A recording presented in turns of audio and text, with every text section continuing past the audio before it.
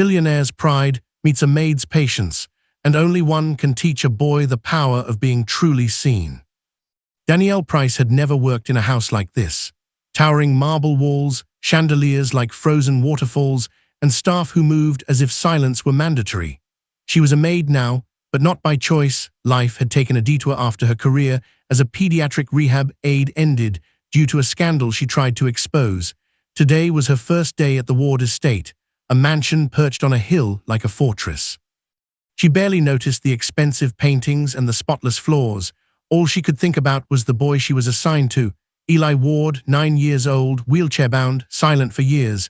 The nurse wheeled Eli in with an expression that suggested Danielle's presence was a formality. "He doesn't respond much," the nurse said flatly. Danielle only smiled softly. She would meet him where he was, not where the world demanded he be. Danielle knelt beside Eli for the first time. His eyes, alive behind the mask of stillness, studied her with suspicion. She reached into her pocket and pulled out a small rattle keychain, something she used with children in rehab. "Just 1 inch," she whispered. Slowly, Eli lifted a finger. It was a tiny movement, almost invisible, but Danielle's heart swelled. For the first time in months, she sensed a spark that would ignite change. Weeks passed. Danielle taught Eli music, rhythm, and gentle exercises that encouraged movement. The staff whispered behind her back. Some warned her she was reckless, that billionaires like Alexander Ward didn't tolerate emotional indulgence. But Danielle didn't care. She had seen enough children starve for attention to bow to fear. Eli began to respond. A finger twitch, a slight lift of his legs, a fragile smile. Danielle celebrated quietly, knowing every small victory mattered. One evening, Alexander Ward returned early from work. He expected silence, order, obedience. What he saw made his blood run cold. Danielle kneeling beside Eli, her hands on his, whispering encouragement. "What do you think you're doing?" he roared. His voice echoed across the marble hall. Eli flinched. Panic twisted his fragile body. Danielle stood, calm but alert. "I'm helping him, sir." Alexander couldn't see help. He saw overstep, betrayal, and incompetence. Orders barked. Security rushed in. Danielle was dismissed on the spot, even as Eli reached for her. His first sound in months escaped his lips, a whisper, "Danielle." Danielle left the mansion, her heart heavy, but the image of Eli's tiny movement and voice stayed with her. She returned to her modest apartment, sewing late into the night, thinking of the boy who had no voice and the father who refused to see. Eli, meanwhile, tried to mimic the exercises Danielle taught him. Alone, he hummed the tune she had shown him. Small gestures became his rebellion against silence, and the mansion, for all its wealth, began to feel empty. Alexander couldn't sleep that night. The city outside his mansion glittered with artificial light, but inside he was trapped in a darkness far heavier than any shadow cast by skyscrapers or polished marble.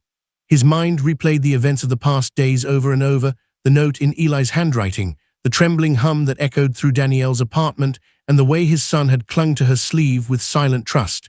That hum haunted him, faint, fragile, yet undeniable. It resonated in his chest, weaving its way into a place no spreadsheet, no boardroom victory, no billion-dollar acquisition had ever touched.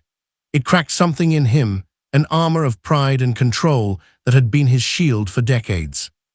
For the first time, Alexander realized that power, money, and influence could never replace presence, patience, or understanding.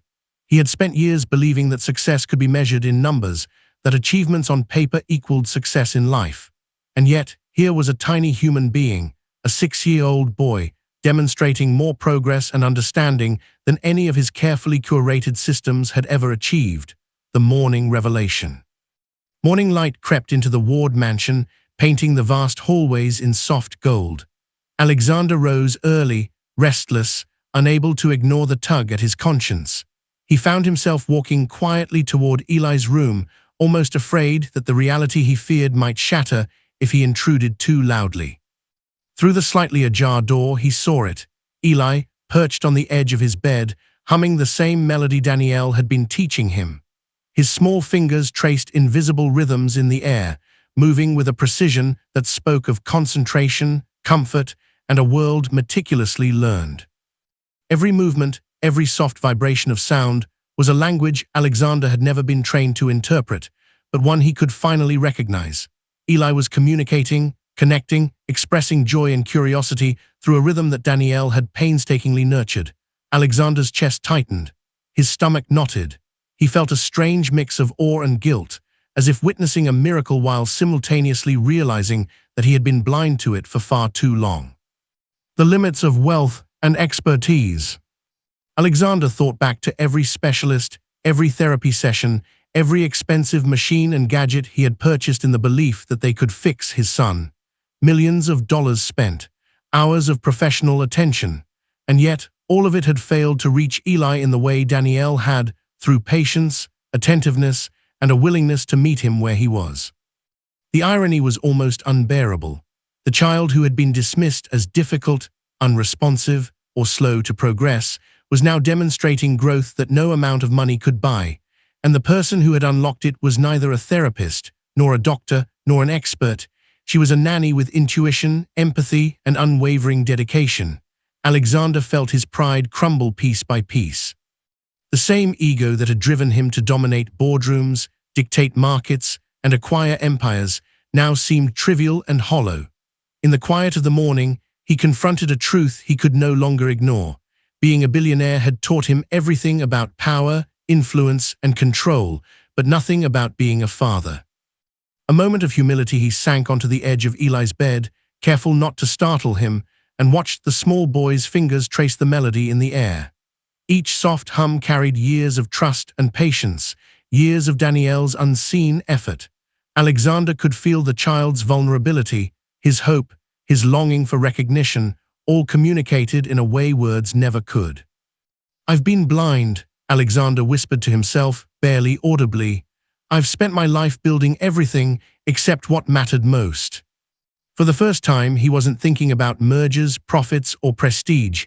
He was thinking about presence, attention, care, a world where Eli felt seen, heard, and valued, not for performance, not for milestones on a chart, but for who he was. The realization was humbling, almost painful in its clarity.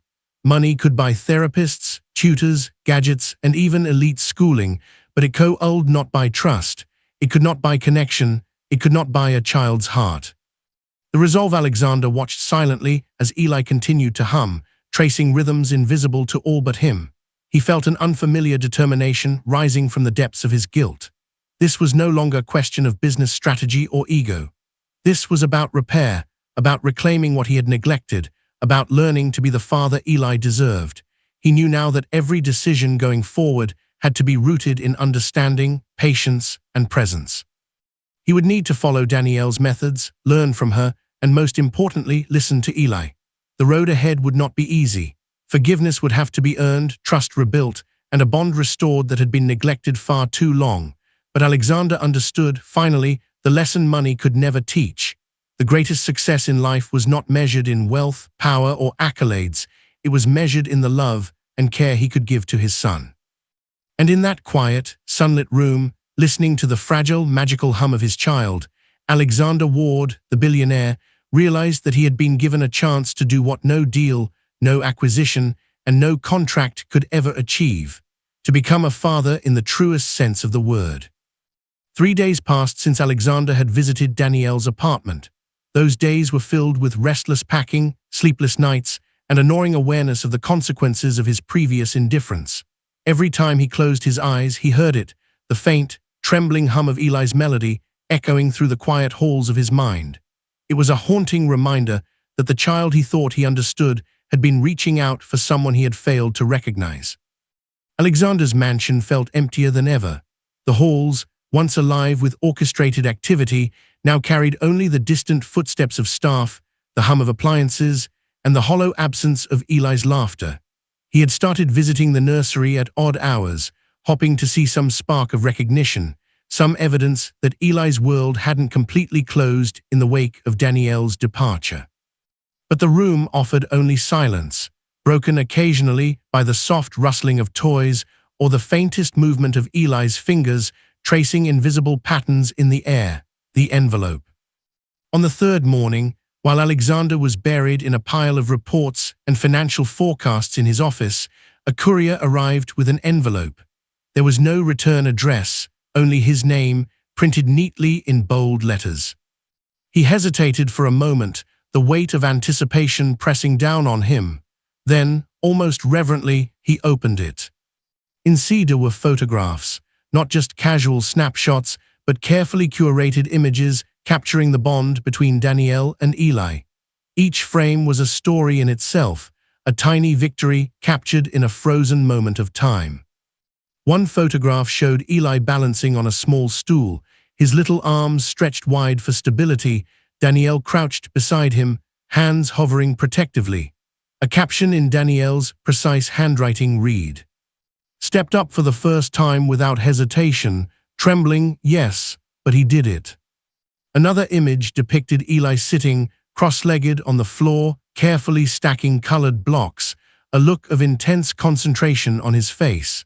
Danielle's note at the bottom read, "Followed instructions perfectly today, no frustration, smiled when he succeeded."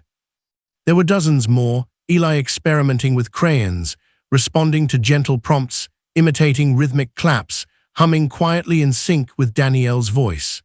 Each photograph, each note, was a testament to the painstaking patience, unwavering consistency, and deep understanding Danielle had given him. The final photograph. But it was the final photograph that struck Alexander hardest. Eli was captured mid-laugh, eyes bright, body leaning forward in pure joy. There was a crayon scrawl underneath, unmistakable and deliberate. "Find her, she believed in me." Alexander's breath caught in his throat. The note was simple, almost childlike, but its significance was monumental. Eli's hand had spoken more clearly in that single message than Alexander ever had with any amount of money, influence, or authority.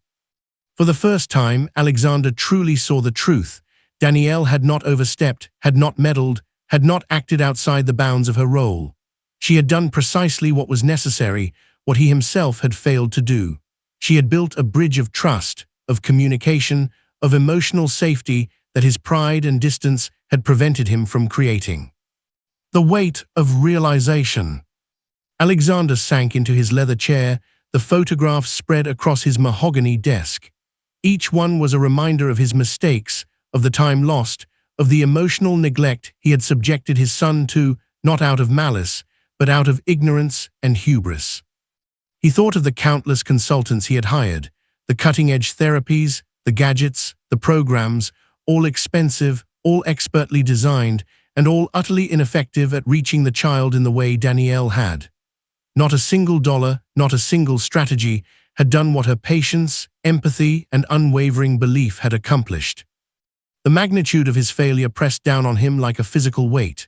For years, Alexander had been a master of control, a titan of business who could bend markets to his will. But here, in the quiet chaos of parenthood, he was powerless. He could buy anything, build anything, command anything, but he could not buy trust, could not construct connection, could not replicate belief. That was the domain of Danielle, and she had succeeded where he had faltered. A shift in perspective. As he studied the photographs, Alexander felt a subtle shift within himself. His anger, his pride, his sense of wounded ego, all of it began to dissolve under the clarity of the evidence before him. Danielle's work wasn't just effective, it was transformative. She had nurtured not a task, not a duty, but a child's very being. Alexander realized that his previous perception of caregiving had been transactional, mechanical, and shallow. He had viewed it as a series of duties to be checked off, milestones to be recorded, and routines to be enforced. Danielle's approach, by contrast, was relational, intuitive, and human. She had met Eli where he was, recognized his unique ways of interacting with the world, and guided him gently forward. He felt shame, yes, but also a burgeoning sense of gratitude. Danielle had proven him wrong, shown him the depth of understanding he lacked, and without judgment, had cared for his son in a way he was only beginning to comprehend. The decision. Alexander leaned back, staring at the final photograph. Eli's laughter seemed to reach through the paper, through the notes, through the layers of pride and distance that had long defined him. It was proof, undeniable and clear. Danielle had not just cared for Eli, she had seen him, believed in him, and given him the courage to grow. The billionaire in him wanted to reward her, to hire her back, to apologize in grand gestures. But the father in him knew this was about more than money. It was about acknowledgement, trust, and humility. It was about showing Eli that he too could believe in those who loved him, and that mistakes could be recognized, owned, and corrected. Alexander whispered to himself, voice low, but have to make this right. For Eli, for Danielle, for me. And in that quiet office, surrounded by images of small victories and tender care, Alexander Ward finally understood what true success looked like. Not in billions, not in power, not in influence, but in love, trust, and the courage to admit when you were wrong. Alexander Ward's car rolled to a stop in front of Danielle's modest apartment building. The sleek black vehicle and its tinted windows contrasted sharply with the soft glow of the streetlights bouncing off the worn pavement, the faint smell of rain lingering in the air. For the first time in his life, Alexander didn't care about appearances. He didn't care about his image as a billionaire, a titan of industry, a man in control of everything. All that mattered now was Eli. And Danielle, the one person who had given him a bridge back to his son. He stood there for a moment, taking a deep breath, staring at the unassuming door that had been the gateway to Danielle's world for months.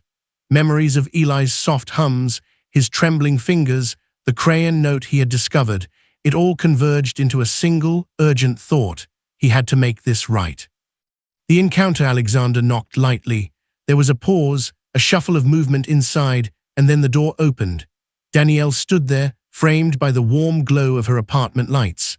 Her eyes widened slightly in surprise. She was calm, composed, yet there was a flicker of caution that never fully left her gaze, justified, given the past.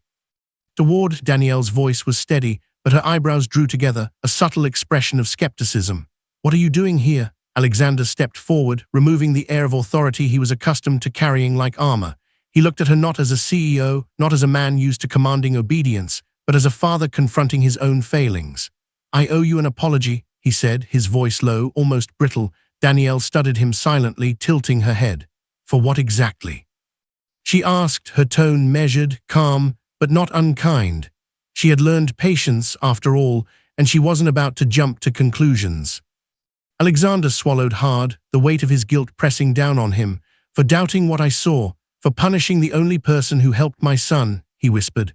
"For being blind to the care, the patience, the effort you've given him, for letting my pride get in the way of what he truly needed." Weight of words. The apartment was quiet, save for the faint hum of the city outside.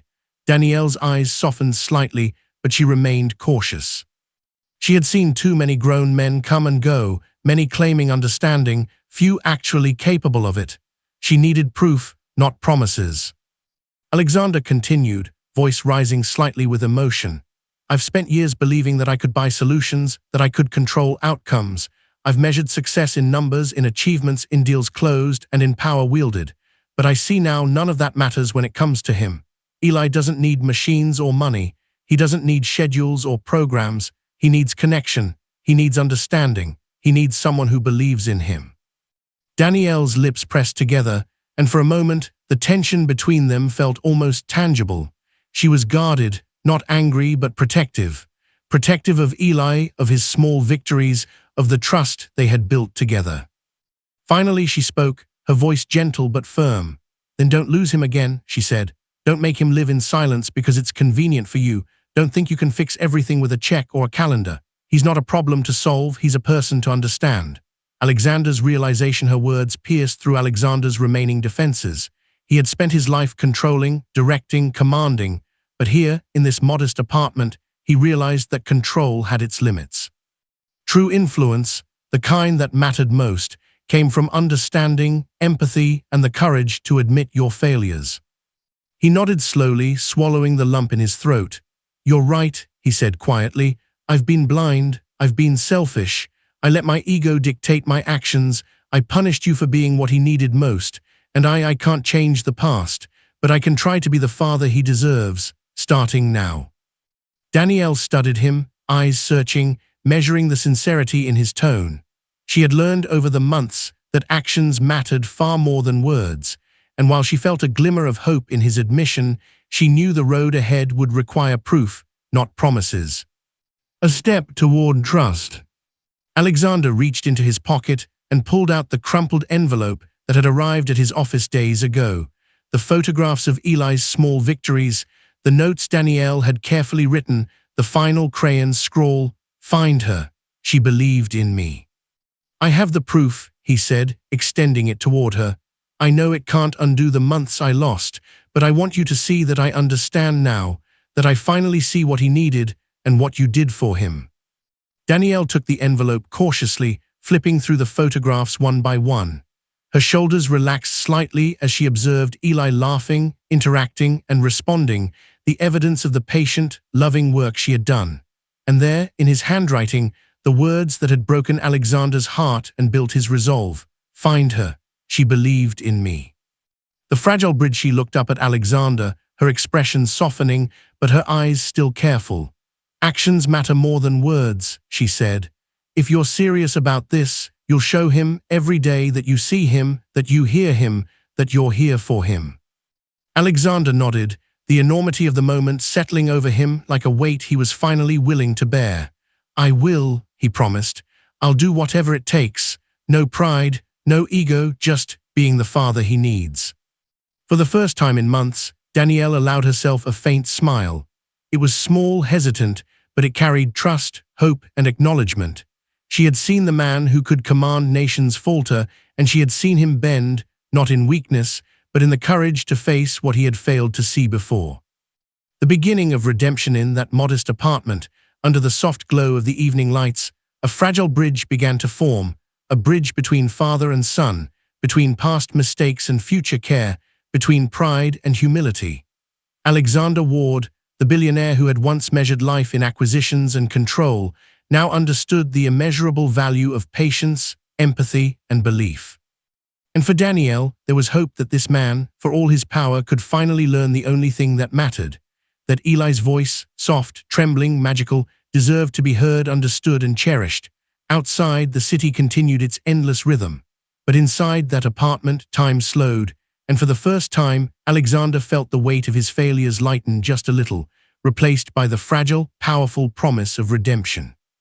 The grand ballroom glittered with crystal chandeliers, their light reflecting off polished marble floors and gilded walls. The city's elite had gathered for the annual charity gala, a night of philanthropy, prestige, and public admiration. Waiters in crisp uniforms navigated the throngs of socialites, wine glasses balanced in practiced hands, and the soft strains of a live orchestra floated through the air. Alexander Ward, the billionaire philanthropist, was usually the center of attention at such events, commanding, composed, and impeccably dressed. Yet tonight, despite the applause, the flattering introductions, and the flash of cameras, he felt a strange dissonance gnawing at him. The gala, for all its elegance, seemed distant, hollow, irrelevant compared to the memory of Eli's voice, the fragile hum that had haunted him for days, the crayon-scrawled note, and the small victories Danielle had nurtured quietly, unseen, in a modest apartment far from this glittering world. The moment he sees her. Alexander's gaze swept over the room, the socialites and magnates mingling with calculated charm until he saw her. Danielle, not standing at a podium, not among the guests, but assigned to catering, carrying a tray of hors d'oeuvres. She moved with grace, her focus on the guests, but the same quiet confidence that had drawn Eli to her months ago was unmistakable. For a moment he froze, the familiar pang of regret and admiration hitting him simultaneously. The contrast was stark. She, a woman of extraordinary patience and insight, navigating this world quietly. He, a man used to commanding attention, now realizing that the attention he wielded meant nothing without understanding, without connection. Eli's melody fills the room. At the front of the stage sat Eli, dressed smartly for the gala but looking, as always, small and delicate in a world designed for adults. As the orchestra prepared to play, a soft, trembling sound rose from the boy, a hum. Hesitant at first, then gaining confidence, the melody filled the room. It was the same tune Danielle had taught him, the same rhythm and cadence that had once only been audible in private. Now it floated over the audience, fragile yet insistent, demanding to be acknowledged. The crowd froze, conversations halted mid-sentence, champagne glasses wobbled in startled hands, cameras clicked, capturing the moment. The elite had never witnessed anything like this, a child asserting presence not through performance, but through authenticity, through connection. Alexander felt tears prick at his eyes. The room, the glitter, the accolades, all of it melted away. All that mattered was the small, magical sound his son was making, the proof of the patience, care, and understanding Danielle had invested in him. Alexander's command. He stepped forward, his polished shoes clicking against the marble as he moved with purpose. His voice, usually reserved and authoritative, carried over the murmurs of the audience. "Bring her here," he said, trembling, eyes glistening. Danielle's eyes widened, a mix of surprise and apprehension. She had never sought attention, never craved recognition, and yet here she was, being summoned by the very man who had doubted her judgment, the man whose absence had caused Eli so much silence. She approached the stage cautiously, every step measured. The crowd's curiosity grew, whispers rippling like a gentle tide through the room. Cameras followed, flashes punctuating the dim light. Danielle speaks standing on the stage. Danielle looked at the audience, business magnates, socialites, philanthropists, people accustomed to commanding influence through money and power. And yet she spoke of something entirely different: connection, presence, understanding. "Children need to feel seen," she said, her voice trembling yet commanding, resonating with authenticity. "They need to be heard, understood, and valued, not for what they can achieve or perform, but for who they are." Her words were simple, but the impact was immediate. The audience, trained to evaluate power and success in numbers, felt the truth in her voice. Cameras continued to click, but the crowd's attention had shifted, focused now on something far more profound than wealth or social status. Alexander's public acknowledgement. Alexander stood beside her, his usually impeccable composure replaced with vulnerability. For the first time, he publicly admitted what he had learned in private. Wealth, power, and prestige could never substitute for love, patience, or attention. The lessons Danielle had taught Eli, and by extension him, were far more valuable than any fortune he had accumulated. He turned to the audience, voice steady despite the emotions swelling in his chest. "I have spent my life measuring success in numbers, influence, and power," he began. "Tonight, I've been reminded that true success is measured not by what you acquire, but by how you nurture, how you care, and how you connect with those who need you most. I have failed in this before, but thanks to one remarkable woman, my son is learning to find his voice. And I am learning too." The crowd remained silent for a moment, absorbing the weight of his words.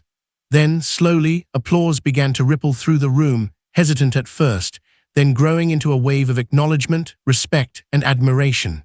Not for Alexander's wealth or prestige, but for his willingness to recognize truth, to admit failure, and to honor the care that had nurtured his son's voice. The bridge rebuilt. Eli's hum softened into a steady rhythm, a melody of connection now witnessed by everyone in the room. Danielle looked down at him, her eyes softening, the hint of a smile playing at her lips. She had believed in him all along, and now the world could see the proof. Alexander reached down, gently taking Eli's hand, feeling the warmth, the pulse, the life that had been quietly thriving under Danielle's care. In that moment, the billionaire realized that his greatest influence, his most important role, was not commanding companies, not amassing wealth, but being present, attentive, and loving as a father. For the first time, Alexander Ward truly understood that some victories could not be bought, some achievements could not be measured, and some connections, the ones that mattered most, were priceless. The gala continued, the crowd applauding, cameras flashing, but for Alexander, Danielle, and Eli, the moment transcended all spectacle. It was real, it was profound. It was the moment a bridge had been rebuilt, a bridge of trust, understanding, and love that no wealth or power could ever replace. The transformation of the Ward mansion began quietly, almost humbly, so different from the grand renovations Alexander had overseen in the past. There were no luxury designers, no marble shipments flown in from Europe, no gilded fixtures ordered from overseas. Instead, the rooms that once echoed with the cold efficiency of staff and the silence of a lonely child began to fill with soft colors, warm lights, and the gentle hum of new beginnings. Within 6 months, the estate was no longer a symbol of wealth, but a sanctuary. The Ward Center for Restorative Care opened its doors on a crisp Monday morning, sunlight washing over the newly planted garden beds and the wide ramps installed beside every staircase. Children with developmental challenges, trauma histories, or communication barriers stepped, or were carried, into a place designed for them, not around them. The staff greeted each child by name, not diagnosis. Alexander stood near the entrance, watching them arrive. For the first time in his life, the legacy he was building felt real. Not a corporate empire, not a billion-dollar tech acquisition, but this, a space where voices were nurtured, where silence wasn't feared, and where healing was carefully and patiently cultivated. And at the heart of it all was Danielle. She moved through the halls with a confidence that came not from authority but from purpose. Her badge read, Director of Family Integration Programs, a title Alexander had insisted upon after realizing just how rare her gift was. She didn't supervise families, she connected them. She didn't manage interventions, she shaped them. She didn't enforce protocols, she crafted bridges where broken trust once lived. Staff members would often pause to watch her at work. A word here, a touch there, a smile for a frightened child, a grounding phrase for a panicked parent. She carried a presence that calmed storms invisible to others. The program she built centered on one truth: every child's voice matters, even when unspoken. Eli, blooming Eli, was the center's quiet miracle. In place of the silent hallways where he once wandered alone, he now moved through rooms filled with music therapy, sensory gardens, and communication stations designed around his needs. His humming, once fragile, hidden, had grown into full melodies, sometimes shaky, sometimes bold, but always alive. One afternoon, Alexander watched as Eli guided another child, a boy with selective mutism, toward a painted mural of ocean waves. Eli tapped the rhythm of Danielle's melody on the wall, inviting the boy into his world. Slowly, the child tapped back. It was small, but it was everything. Danielle, observing from a distance, smiled with a warmth that made Alexander's chest tighten. "He learned from you," she whispered. Alexander shook his head. "No," he said softly, "he learned because of you." For once, she didn't argue. Justice reimagined. In the months that followed, the public began to take note. Articles circulated about the ward center, highlighting its innovative model. But what intrigued people most was the story behind it: a billionaire who admitted he had failed his son, and a nanny who dared to see the child behind the silence. Reporters asked Alexander about justice, about how he dealt with the manager who had lied, the agency that had dismissed Danielle without due investigation, the system that had failed Eli. Alexander's answer remained the same. Justice isn't punishment, it's restoration, restoring truth, restoring trust, restoring the dignity of those who were ignored. And so, instead of lawsuits or public shamming, he created training programs for agencies. He funded scholarships for child development workers. He implemented mandatory integrity protocols across his businesses. Justice, he realized, was not about power, it was about repairing what power had broken: the garden walk. On the center's first anniversary, the staff organized a small celebration. Balloons lined the courtyard, soft music drifted through the air, and children played among the flower beds. The sun set low, casting a golden glow over everything it touched. Danielle took Eli's hand as they walked through the garden. His fingers wrapped around hers with the ease of someone finally unafraid to connect. His laugh, full, unrestrained, joyous, echoed above the rustling leaves. Alexander followed a few steps behind, hands in his pockets, watching them with a smile that held pride, humility, and something far more profound: gratitude. For the first time in years, he didn't see the walls of the mansion or the ghosts of his failures. He saw life, vibrant, soft, brave. He saw what love could rebuild. He saw what patience could rescue.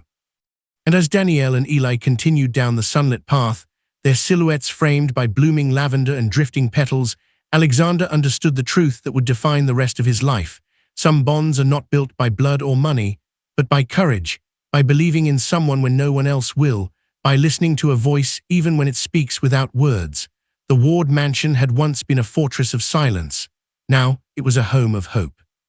And the story of its restoration, of its justice, was written not in prophets or headlines, but in the intertwined hands of a boy and the woman who refused to let his voice disappear.